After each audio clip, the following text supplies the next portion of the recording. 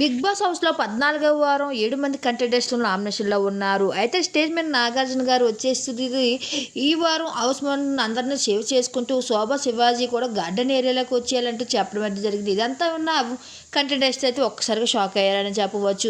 అయితే గార్డెన్ ఏరియాలోకి వచ్చిన వీళ్ళకి బౌల్‌లో కొంచెం వాటర్ ఇచ్చి వాళ్ళ చేతికి లిక్విడ్ అయితే ఇవ్వడం జరిగింది. ఆ వాటర్‌ని అందులో టైం లెక్కేయగానే ఆ వాటర్‌ని అందులో వేయవలసి ఆ లిక్విడ్‌ని వాటర్‌లో వేయవలసి ఉంటుంది.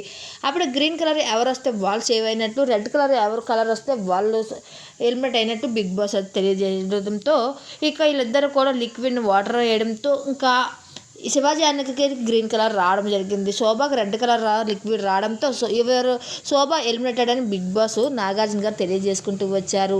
అదంతా విన్న ఒక్కసారి ప్రియాంక అయితే కళ్ళ నీళ్ళు తెచ్చేసుకుంటూ ఏడ్చేసుకుంటూ వచ్చింది. నాకు ఒక ఉన్న ఫ్రెండ్ శోభ తనే హౌస్లోంచి వెళ్ళిపోతుందంటూ ఏడ్చుకుంటూ వచ్చింది. అమర్ కూడా ఫీల్ అయ్యాడని చెప్పవచ్చు.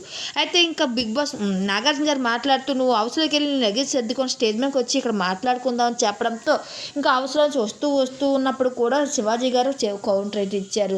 మరి నీకు చెప్పాను కదా నాతో పెట్టుకోవద్దు, ఆర్గ్యుమెంట్స్ వద్దు అని చెప్తే వెళ్ళలేదు. దాని ఫలితం ఇలాగే ఉంటుందంటే కౌంటర్ అయితే ఇవ్వడం జరిగింది. ఇక స్టేజ్ మీదకి శోభ రావడంతో ఈ వారం శోభ హౌస్లోంచి తన ప్రయాణం ముగించుకొని రావడం అయితే జరిగింది.